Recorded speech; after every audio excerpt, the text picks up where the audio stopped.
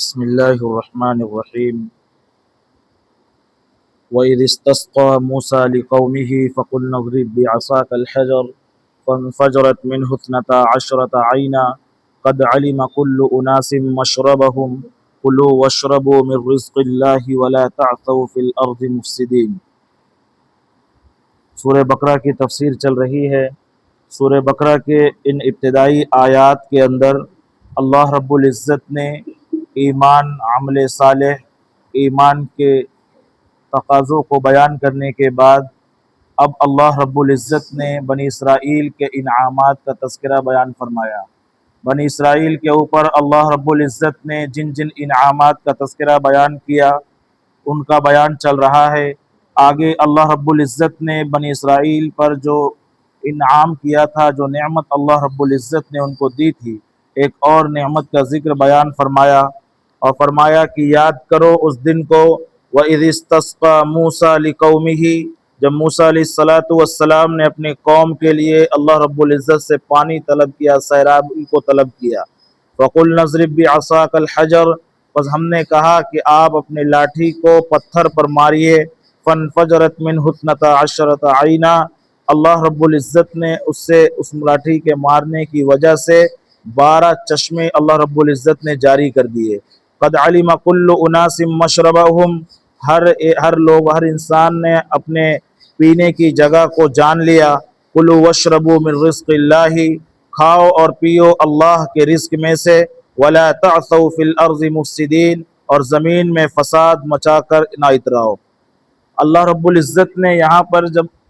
بنی اسرائیل قوم کو صحرائے سینا، جب حضرت موسیٰ علیہ السلام اپنی قوم کو مصر سے لے کر نکلے فرعون کے ظلم سے بچا کر، تو صحرائے سینا میں کئی دن تک رہے. اللہ رب العزت نے وہاں پر ان کے لیے روٹی روزی کا بھی انتظام کیا، آسمان سے منہ و سلوہ اتارے. وہاں پر ان کو جب وہاں پہ پہنچے تو پانی کی شدت سے پیاس لگی، اور پانی کا جب احساس ہوا پیاس کا، تو انہوں نے حضرت موسیٰ علیہ السلام سے کہا کہ اللہ رب العزت سے پانی کا مطالبہ کیجئے. چنانچہ اللہ کے رسول حضرت موسیٰ علیہ السلام نے اللہ رب العزت کی بارگاہ میں ہاتھ اٹھائے اور دعا فرمائی. اسی کو اللہ رب العزت نے بیان فرمایا کہ وَإِذِ اسْتَسْقَىٰ مُوسَىٰ لِقَوْمِهِ، موسیٰ علیہ السلام نے اپنے قوم کے لیے استسقاء کیا، یعنی اللہ رب العزت سے پانی طلب کیا دعا کر کے. استسقاء کہتے ہیں کہ اپنے گناہوں کی عاجزی کا اللہ رب العزت کے سامنے اظہار کیا جائے، اپنے گناہ کا اعتراف کر کے اس پہ شرمندگی کا احساس کر کے اللہ رب العزت سے پانی طلب کیا جائے. پچھلی قوموں اور پچھلی امتوں کے اندر بھی یہ سلسلہ تھا کہ جب کہیں پہ پانی کی قحط سالی ہو جاتی، پانی کا سوکھا پڑ جاتا، پانی نہیں آتا، بارش نہیں ہوتی، تو لوگ اللہ رب العزت سے دعا کیا کرتے تھے. لیکن امت محمدیہ صلی اللہ علیہ وسلم نے اللہ رب العزت نے حضرت محمد صلی اللہ علیہ وسلم کو ایک خاص نماز عطا کی اس کے لیے، اور کہا اس کا نام صلاۃ الاستسقاء یعنی نماز استسقاء کہا جاتا ہے. ایسی نماز جس کے اندر لوگ اپنے گناہوں کا اور اللہ رب العزت کے سامنے اعتراف کرتے ہیں، شرمندگی کا احساس اپنے اوپر ندامت کو طاری کرتے ہیں اور اللہ رب العزت سے اس حال میں دعا مانگتے ہیں. اس کے نتیجے میں اللہ رب العزت ان کی دعا کو قبول کر کے اللہ رب العزت اپنے رحم و کرم سے پانی برساتا ہے. اسی کو کہا گیا وَإِذِ اسْتَسْقَىٰ مُوسَىٰ لِقَوْمِهِ. پھر آگے اللہ رب العزت نے بیان فرمایا کہ جب حضرت موسیٰ نے دعا مانگی تو ہم نے کہا فَقُلْنَا اضْرِب، اپنے لاٹھی کو بِعَصَاكَ الْحَجَرَ، پتھر کے اوپر مارو. چنانچہ حضرت موسیٰ علیہ السلام نے اپنے لاٹھی کو پتھر کے اوپر مارا. فَانْفَجْرَتْ مِنْهُ 12 عَيْنًا، تو اس سے 12 چشمے جاری ہو گئے. اللہ رب العزت چاہتا تو ایک چشمہ بھی جاری کر دیتا، لیکن 12 چشمہ اس لیے جاری کیے تاکہ ان کی وہ قبیلے جو تھے وہ 12 قبیلوں میں بٹے ہوئے تھے. بنی اسرائیل کی جو شاخ تھی قبیلوں کی، وہ 12 قبیلے تھے، اس لیے اللہ رب العزت نے 12 چشمے جاری کیے تاکہ ہر قبیلے کے لوگ ایک ایک چشمے پر جا کے پانی پیے. ایسا نہ ہو کہ چونکہ اللہ رب العزت جانتے تھے کہ ان کی فطرت میں فساد ہے، ان کے درمیان اختلافات ہے، پچھلی امتوں میں نبیوں کو قتل کیا، اللہ کے احکامات کی نافرمانی کی، انہی کے نسل اور انہی کے خاندان کے ان قبیلے کے لوگ تھے. اس لیے اللہ رب العزت نے 12 چشمے جاری کیے تاکہ ہر ایک قبیلے کے لیے الگ الگ چشمے ان کے معلوم ہو جائے. اللہ رب العزت نے آگے بیان فرمایا قد علم کل اناس مشربہم، ہر قبیلے نے، ہر لوگ نے اپنے پینے کی جگہ کو جان لیا۔ کلو وشربوا من رزق اللہ، پھر اللہ رب العزت نے جو یہ چشمہ جاری کیا، زبان حال سے یہ چشمہ کہہ رہا تھا کہ کھاؤ اور پیو من رزق اللہ، اللہ کے رزق سے، ولا تعثوا فی الارض مفسدین، اور زمین میں فساد مچا کر چلنے والے نہ بنو۔ وَإِذْ قُلْتُمْ يَا مُوسَى لَن نَّصْبِرَ عَلَىٰ طَعَامٍ وَاحِدٍ، پھر اللہ رب العزت نے ایک اور انعام کا تذکرہ کیا کہ پچھلے تفسیر کے اندر، آیتوں کے اندر یہ بیان کیا جا چکا ہے کہ جب صحرائے سینا کے اندر یہ قوم بھٹکتی رہی اور وہاں پر کئی دن تک جب یہ رہنے لگے تو اللہ رب العزت نے ان کے لیے منہ و سلوہ آسمان سے اتارا۔ منہ و سلوہ کے بارے میں بیان کیا گیا کہ مفسرین کرام نے کہا کہ ایک طرح کی جڑی بوٹی تھی جو وہاں پہ اللہ رب العزت روز آنا پیدا کر دیا کرتے تھے، جس کو یہ کھاتے تھے تو بڑی لذت محسوس ہوا کرتی تھی۔ اللہ رب العزت نے بیان کیا کہ اس طرح کے انعام کے باوجود، اس طرح کی عظیم نعمت کے باوجود اس قوم نے نافرمانی کی، بجائے اس کے کہ اللہ کا شکر ادا کرتے انہوں نے نافرمانی میں کہا وَإِذْ قُلْتُمْ يَا مُوسَى، اس کو اللہ رب العزت نے قرآن کریم میں بیان فرمایا کہ یاد کرو اس وقت کو، وَإِذْ قُلْتُمْ جب تم نے کہا یا موسیٰ، اے موسیٰ، لن نصبر علی طعام واحد، ہم ایک ہی کھانے پر صبر اور اکتفا نہیں کریں گے، فَادْعُ لَنَا رَبَّكَ، اپنے رب سے ہمارے لیے دعا کیجئے، یخرج لنا مما تنبت الارض من بقلها وقثائها وفومها وعدسها وبصلها، کہ اپنے رب سے دعا کیجئے کہ وہ ہمارے لیے وہ چیزیں نکالے زمین میں سے جو زمین اگاتی ہے، یعنی من بقلها اس کی ترکاری اور سبزیاں، وقثائها اور ککڑیاں، وفومها اور اس کا گندم، وعدسها اور اس کا دال، اس کی دالیں، وبصلها اور اس کی پیاز۔ حضرت موسیٰ علیہ السلام سے ان کی قوم نے یہ مطالبہ کیا کہ ہم جو ہے ایک ہی چیز کھا کھا کے تھک چکے ہیں اور ہمیں اس کے اندر جو ہے لذت محسوس نہیں ہو رہی ہے، حالانکہ یہ اللہ رب العزت کی طرف سے براہ راست اتاری گئی غذا اور نعمت تھی، جس کے اندر اس سے اچھی لذت دنیا کی چیزوں کے اندر نہیں ہو سکتی تھی، لیکن اس نے بجائے شکر کے نافرمانی کی اور کہا کہ ہم جو ہے لن نصبر علی طعام واحد، ایک ہی کھانے پر صبر نہیں کریں گے، آپ ہمارے لیے اپنے رب سے دعا کیجئے کہ زمین جو چیز اگاتی ہے، یعنی پیاز، ترکاری، سبزی، دال، گندم، گیہوں، یہ تمام چیزیں جو ہیں اللہ رب العزت سے ہمارے لیے مطالبہ کیجئے اور کہیے کہ اللہ رب العزت ہمارے لیے یہ چیزیں بھیجے اس صحرائے سینا کے اندر۔ قال اتستبدلون الذی هو ادنی بالذی هو خیر، حضرت موسیٰ علیہ السلام نے کہا کیا تم لوگ جو چیز بہتر ہے اس کے مقابلے میں جو چیز ادنا اور گھٹیا درجے کی، کم درجے کی ہے، تم اس کو اس چیز سے بدلنا چاہتے ہو؟ اہبطوا مصرا فإن لکم ما سألتم، اللہ رب العزت نے کہا کہ آپ جو ہے ایک شہر میں جائیے، ان لکم ما سألتم، تمہارے لیے اس شہر میں داخل ہو جائیے، تم جو چیز کا مطالبہ کر رہے ہو، جس چیز کو تم اللہ رب العزت سے طلب کر رہے ہو، وہ تمہیں وہاں پہ مل جائے گا۔ اتستبدلون الذی هو ادنی بالذی هو خیر، یہاں پہ دو تفسیر علماء کرام اور مفسرین کرام نے بیان کی ہے کہ ایک طرف منہ و سلوہ جیسی عظیم غذا اور نعمت تھی جو اللہ رب العزت نے براہ راست اتاری تھی، اور ایک غذا جو ان لوگوں نے مانگی جو دنیا کے اندر رائج تھی، جو مصر کے اندر بھی یہ لوگ کھایا کرتے تھے، یعنی ترکاری، سبزی، دال، گیہوں، پیاز وغیرہ۔ اس کے مقابلے میں اللہ رب العزت نے بیان کیا کہ منہ و سلوہ جو ہے یہ بہتر اور اعلیٰ کوالٹی کی اور اعلیٰ لذت والی چیز ہے، جبکہ اس کے مقابلے میں جس چیز کو تم مانگ رہے ہو یہ کم درجے کی ہے، اس کے اندر تم کو اس کو پکا کر کھانا پڑے گا، محنت کر کے اس کو پکا کے تم کھاؤ گے، اس کے اندر بھی وہ ٹیسٹ اور وہ مزہ اور ذائقہ نہیں آئے گا جو اس کے اندر ہے۔ اس لیے اللہ رب العزت نے یہاں پہ تعبیر کی کہ تم خیر یعنی بہترین چیز کے مقابلے میں گھٹیا اور کم درجے کی چیز کو اہمیت دے رہے ہو اور اس سے بدلنا چاہتے ہو۔ دوسری تفسیر علماء کرام اور مفسرین کرام نے یہ بیان کی ہے کہ یہاں پر جو بیان کیا گیا کہ خیر کے مقابلے میں، بہترین کے مقابلے میں تم کم درجے کی چیز کو اہمیت دے رہے ہو، چونکہ یہ قوم جو ہے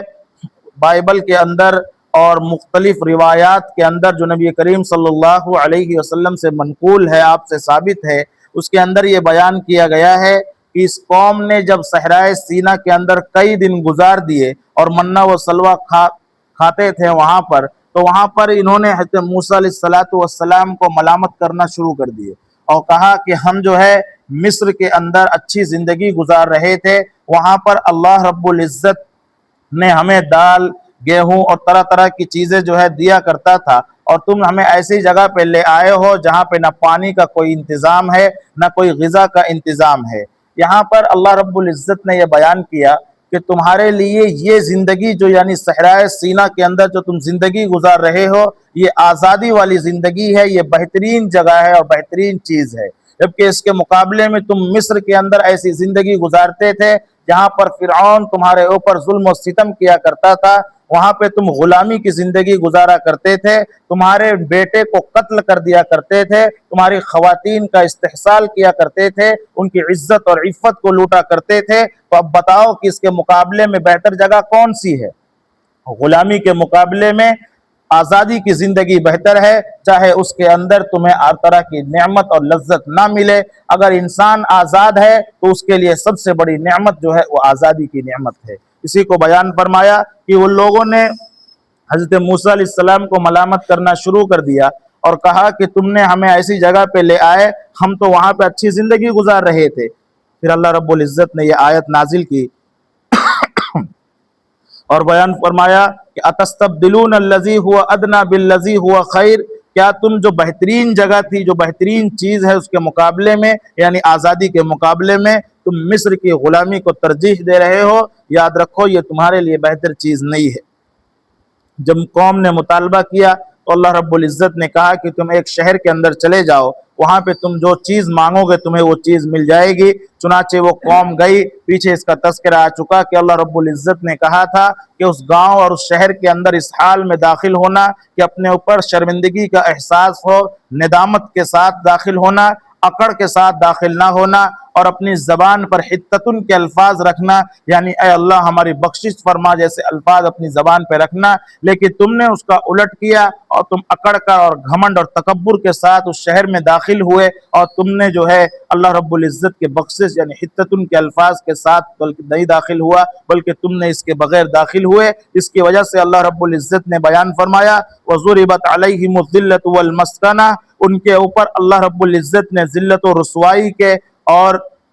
پستی کے مہر اور ٹھپا لگا دیا۔ وَبَاءُوا بِغَضَبٍ مِّنَ اللَّهِ، اور وہ وہاں سے اللہ کا غضب لے کر لوٹے۔ ذَلِكَ بِأَنَّهُمْ كَانُوا يَكْفُرُونَ بِآيَاتِ اللَّهِ، یہ اس وجہ سے کہ ان لوگوں نے اللہ کی نشانیوں کا انکار کیا۔ وَيَقْتُلُونَ النَّبِيِّينَ بِغَيْرِ الْحَقِّ، اور نبیوں کو بغیر حق کے ناحق قتل کیا۔ ذَلِكَ بِمَا عَصَوْا وَكَانُوا يَعْتَدُونَ، یہ اس وجہ سے کہ ان لوگوں نے جو نافرمانی کی اور حد سے زیادہ تجاوز کرنے والے لوگ تھے۔ اس آیت کے اندر اللہ رب العزت نے بیان کیا کہ ان کے اوپر اللہ رب العزت نے قدم قدم پر نعمتوں کو ظاہر کیا، نعمتوں کو نازل کیا، انعامات کیے، لیکن انہوں نے بجائے اس کے کہ شکر ادا کرنے کے ناشکری کی۔ اگر ان کو اللہ رب العزت سے دال پیاز مانگنی تھی، وہاں پہ اللہ رب العزت سے ترکاریاں اور سبزیاں کا مطالبہ کرنا تھا، تو ایک بہترین طریقے سے کر لیتے، شکر کے ساتھ کرتے، لیکن بجائے اس کے کہ شکر کے ساتھ اللہ رب العزت سے مطالبہ کرتے، انہوں نے اللہ رب العزت کی نافرمانی کر کے موسیٰ علیہ السلام کو ملامت کر کے اس چیز کو مانگا، جس کی وجہ سے اللہ رب العزت نے ان کے اوپر ذلت و رسوائی کو مقدر کر دیا، اس کا ٹھپا لگا دیا۔ اسی کو بیان فرمایا کہ وہاں سے اللہ کا غضب لے کر لوٹے، اور یہ اس وجہ سے کہ انہوں نے اللہ کی نشانیوں کو، اللہ کی آیتوں کو جھٹلایا اور نبیوں کو ناحق قتل کیا۔ چونکہ یہ قوم جو ہے بنی اسرائیل تھی، بنی اسرائیل حضرت ابراہیم علیہ السلام کے بیٹے حضرت یعقوب علیہ السلام کی نسل میں جاری ہوئے، اور تقریباً 40 انبیاء کرام اس قوم کے اندر گزرے ہیں۔ انہوں نے جو ہے ان کی پچھلی قوموں نے بھی نبیوں کو ناحق قتل کیا۔ اسی کو بیان فرمایا وَيَقْتُلُونَ النَّبِيِّينَ بِغَيْرِ الْحَقِّ، نبیوں کو ناحق قتل کیا۔ اس کا تذکرہ اللہ رب العزت سورہ اعراف کے اندر اور آل عمران کے اندر بیان فرمائیں گے۔ یہاں پر جو ہے اللہ رب العزت نے بیان اجمالی طور پہ کر دیا ہے، تفصیلی طور پہ آگے آئے گا۔ ان الذین آمنوا والذین ہادوا والنصارى والسابئین من آمن باللہ والیوم الآخر وعمل صالحا فلہم اجرہم عند ربہم ولا خوف علیہم ولا هم يحزنون، اور حق ہے یہ کہ جو ایمان لانے والے یعنی مسلمان اور یہودی اور عیسائی والسابئین اور سابی من آمن باللہ جو اللہ پر ایمان لائے، والیوم الآخر اور آخرت کے دن پر ایمان لائے، وعمل صالحا اور نیک عمل کرے، فلہم اجرہم عند ربہم تو ان کے لیے اللہ رب العزت کے نزدیک ان کا اجر ہے، ولا خوف علیہم ولا ہم یحزنون اور ان کے اوپر نہ کوئی خوف ہوگا اور نہ وہ کسی آزمائش اور غم کے اندر مبتلا کیے جائیں گے۔ بنی اسرائیل کے اوپر انعامات کا تذکرہ چل رہا ہے کہ اللہ رب العزت نے یہاں پہ جملہ معترضہ کے طور پہ ایک بات ہٹ کر، مضمون سے ہٹ کر ایک بات کو بیان فرمایا کہ وہ لوگ جو ایمان لانے والے یعنی اللہ کی وحدانیت کا اقرار کرنے والے اور جو نبی ان کے پاس بھیجے گئے ان کی باتوں کو ماننے والے، ان کو نبی ماننے والے، الذین ہادو جو لوگ یہودی ہیں، والنصارى اور جو لوگ عیسائی ہیں، والسابئین اور جو سابی ہیں۔ سابی وہ قوم جو اللہ رب العزت کو نہیں مانتی بلکہ ستاروں کی پرستش کیا کرتی تھی، ستاروں کو اپنا معبود مانا کرتے تھے، ان کو سابی کہا جاتا ہے۔ والسابئین اور سابی من آمن باللہ ان میں سے جو کوئی بھی اللہ رب العزت کے اوپر ایمان لے آئے، والیوم الآخر اور آخرت کے دن پر ایمان لے آئے، وعمل صالحا اور نیک عمل کر لے، فلہم اجرہم عند ربہم تو ان کے لیے اللہ رب العزت کے نزدیک ان کا اجر ہے اور ان کے اوپر نہ کوئی خوف ہوگا کسی کا اور نہ کسی غم کے اندر یہ مبتلا کیے جائیں گے۔ یہاں پہ اللہ رب العزت نے اس کو بیان کیا، اس سے بعض مستشرقین نے یعنی جو دین کے اندر نئی نئی بات پیدا کرنے والے اور قرآن کریم سے اپنے نفس کے مطابق مسائل نکالنے والے اور قرآن کریم کو اپنے نفس کے مطابق اس کو چلانے والے لوگ ہیں، ان لوگوں نے یہاں پہ ایک غلط فہمی اور مغالطے کے طور پہ کہا کہ اگر کوئی شخص جو ہے وہ ایمان لانے والا ہے اور صرف اللہ رب العزت کے اوپر ایمان لے آئے اور آخرت کے دن پر ایمان لے آئے اور نیک عمل کرنے والا ہو جیسا کہ اس آیت کے اندر بیان کیا گیا، تو وہ شخص جو ہے مسلمان ہوگا، نبی کے اوپر ایمان لانا ضروری نہیں ہے۔ اگر کوئی شخص نبی کے اوپر ایمان نہ لائے، صرف اللہ کے اوپر ایمان لائے، آخرت کے دن پر ایمان لائے، نیک عمل کرنے والا ہو اور نبی کے اوپر ایمان نہ لائے، تب بھی وہ مومن اور ایمان والا ہے۔ حالانکہ اللہ رب العزت نے بیان کیا اسی سورہ بقرہ کے آخری کے اندر اللہ رب العزت نے تفصیلاً بیان کیا ہے، جیسا کہ ایمان مجمل اور ایمان مفصل میں بیان کیا گیا ہے کہ اگر ایک ایمان والا ہے تو اس کو اللہ کی کتابوں پر بھی ایمان لانا ہوگا، اللہ کے رسولوں پر بھی ایمان لانا ہوگا، اللہ کی بھیجی ہوئی شریعت کے اوپر بھی ایمان لانا ہوگا، اللہ کے بھیجے ہوئے پیغمبروں پہ بھی ایمان لانا ہوگا، جس پیغمبر اور جس نبی کا دور پایا ہے اس پیغمبر پہ بھی ایمان لانا ہوگا،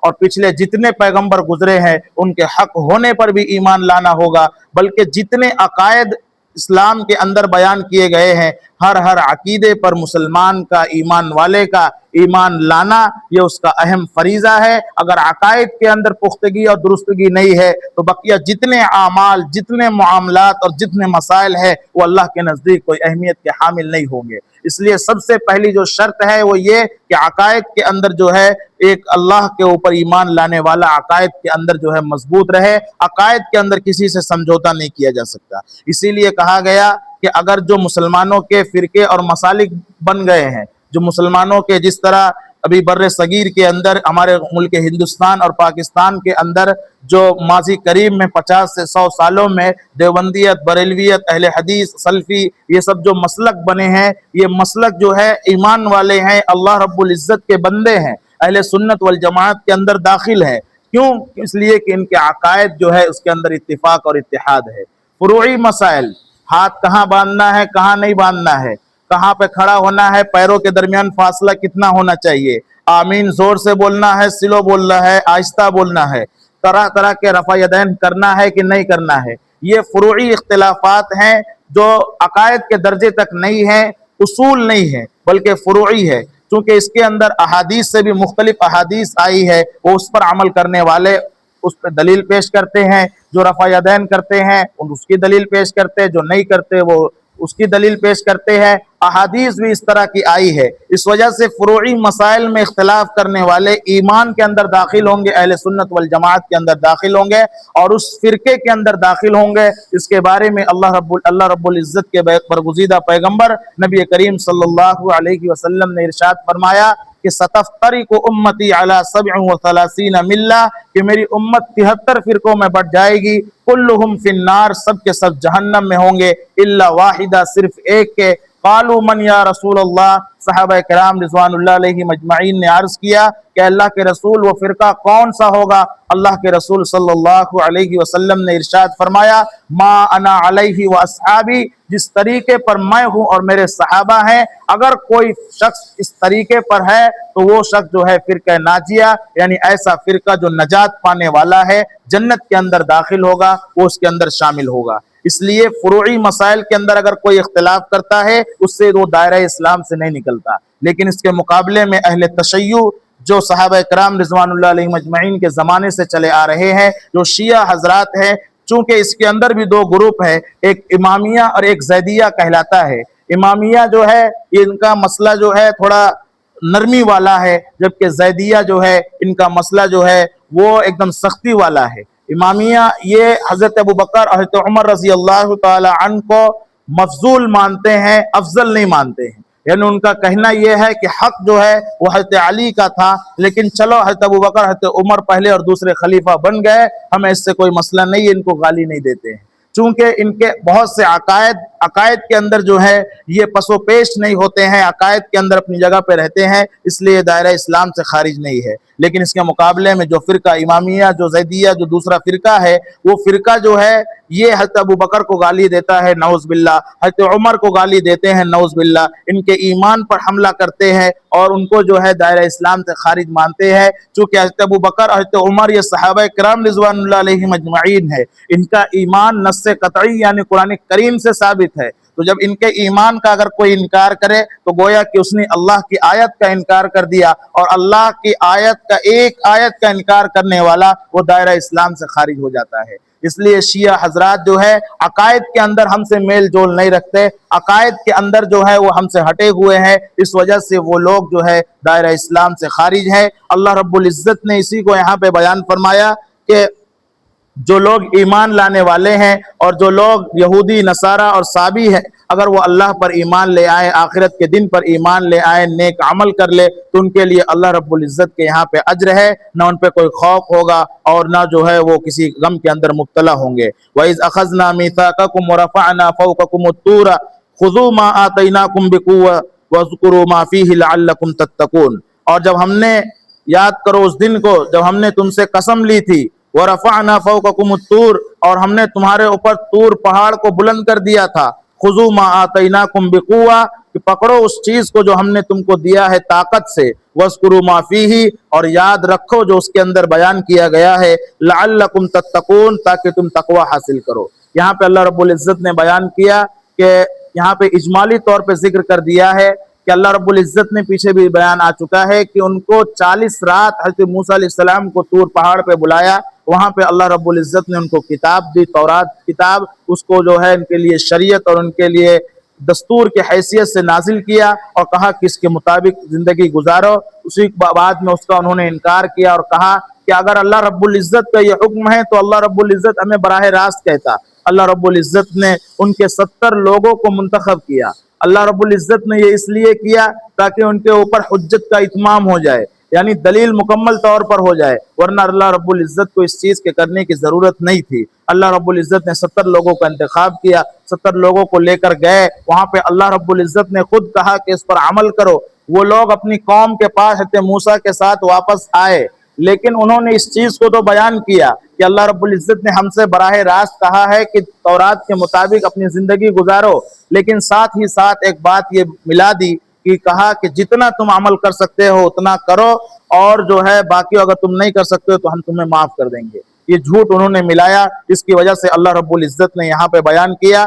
کہ وَإِذْ أَخَذْنَا مِيثَاقَكُمْ، یاد کرو اس وقت کو جب ہم نے تم سے میثاق لیا یعنی عہد لیا، وَرَفَعْنَا فَوْقَكُمُ الطُّورَ، اور ہم نے تمہارے اوپر طور پہاڑ کو بلند کر دیا۔ اب اس کے بارے میں قرآن کریم میں نہیں بیان کیا گیا کہ طور پہاڑ کو کس طرح اللہ رب العزت نے بنی اسرائیل کے اوپر بلند کیا، یہ بیان کیا گیا۔ مفسرین کرام نے، حافظ ابن جریر رحمۃ اللہ علیہ نے بیان کیا کہ اللہ رب العزت نے ہو سکتا ہے کہ طور پہاڑ کو اپنی جگہ سے اٹھا کر ان قوم کے اوپر آسمان کے اندر معلق اور لٹکا دیا، اور جو ہے کہا کہ مانو تورات کو، ورنہ یہ پہاڑ جو ہے تمہارے اوپر اللہ رب العزت گرا دے گا۔ اس طرح جو ہے ایک صورت ہو سکتی ہے۔ دوسری صورت یہ ہے کہ طور پہاڑ اپنی جگہ پر ہی ہے، لیکن جو ہے وہاں جگہ پہ ہلنے لگا، اور اتنی شدت سے ہلنے لگا کہ قریب تھا کہ بنی اسرائیل کے اوپر یہ پہاڑ جو ہے وہ گر جاتا۔ اس وجہ سے یہ دوسری صورت ہو سکتی ہے، اسی کو بیان کیا۔ خذوا ما آتیناکم، پہاڑ کو بلند کر کے اللہ رب العزت نے کہا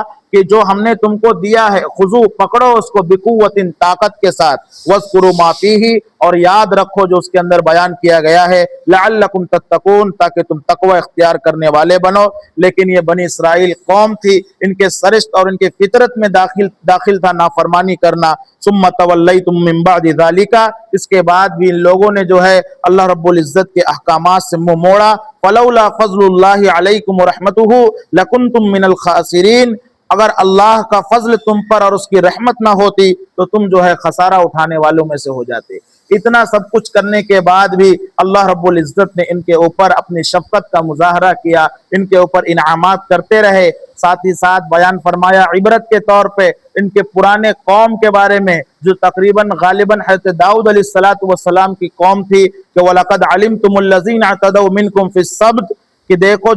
جانتے ہو تم کہ جن لوگوں نے تم میں سے سنیچر کے دن جو ہے سرکشی کرنے والے لوگ تھے، فَقُلْنَا لَهُمْ كُونُوا قِرْدَةً خَاسِئِينَ، پھر ہم نے ان کو کہا کہ تم جو ہے دھتکارے ہوئے بندر بن جاؤ۔ فَجَعَلْنَاهَا نَكَالًا لِمَا بَيْنَ يَدَيْهَا وَمَا خَلْفَهَا وَمَوْعِظَةً لِّلْمُتَّقِينَ، پھر ہم نے اس کو نکال بنا دیا۔ ہم نے اس کو نکال کہتے ہیں کہ کسی کو سامنے عبرت کے طور پہ کسی ماضی کے قصے کو لا کے بیان کیا جائے، ماضی کے امر، ماضی کی بات کو بیان کیا جائے۔ ما بین یدیہا، جو ان کے درمیان ابھی موجود تھے، وما خلفہا، اور جو پچھلی امتیں گزر چکی ہے، وموعظۃ للمتقین، اور ہم نے اس کو نصیحت بنایا ان لوگوں کے لیے جو اللہ سے ڈرنے والے ہیں۔ داؤد علیہ السلام کی جو قوم تھی، ان کے اوپر اللہ رب العزت نے بنی اسرائیل ہی کے قبیلے اور خاندان کے لوگ تھے، ماضی کے اندر گزرے ہوئے تھے۔ ان کے بارے میں اللہ رب العزت نے بیان کیا کہ ان کو یہ حکم دیا تھا کہ ہفتے کے 7 دنوں کے اندر 6 دن، سنیچر کے دن کو چھوڑ کر 6